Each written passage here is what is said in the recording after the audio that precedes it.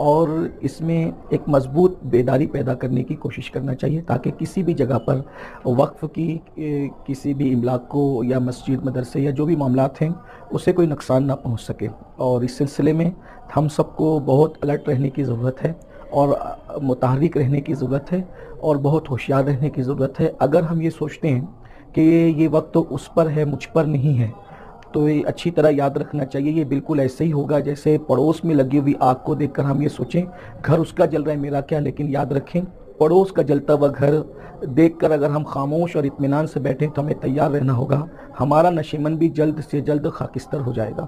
اس لیے اگر خود کو بچانا ہے تو کسی پر بھی وقت آئے ہم سب جو ہے وہ ایک دوسرے کا سپورٹ کریں. اس وقت ہماری پوزیشن بالکل ایسے ہی ہے جیسے کسی سمندر میں طوفان آیا ہو اور ایک چھوٹے سے چٹان پر ہم سب کھڑے ہوں.